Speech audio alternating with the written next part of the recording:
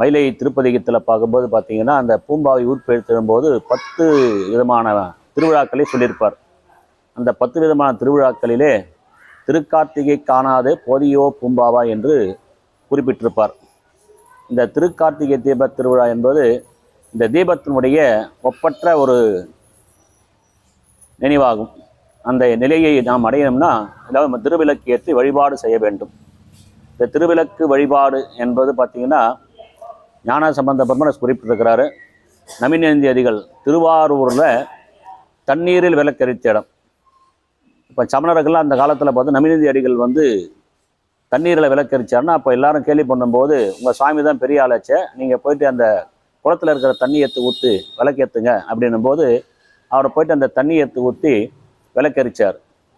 இப்போ சமீபத்தில் அண்மையில் கண்ட உண்மை ஞானி அருட்பிரகாச வள்ளல் பெருமான் அப்போது மேட்டுக்குப்பத்திலே போய் பார்த்தீங்கன்னா அவர் இரவு முழு திருவருப்பா எழுதிக்கிட்டு இருக்கும்போது பக்கத்தில் அந்த காலத்தில் விளக்கு கிடையாது, மின்சாரம் கிடையாது. அப்போ பக்கத்தில் இருக்கிற அந்த விளக்கு அணையும் போது தண்ணி பக்கத்தில் கோலையில் இருக்கிற தண்ணி எடுத்து ஊற்றுவார். அதுக்கு விளக்கு விடிய எரிஞ்சுக்கிட்டு இருக்கும்.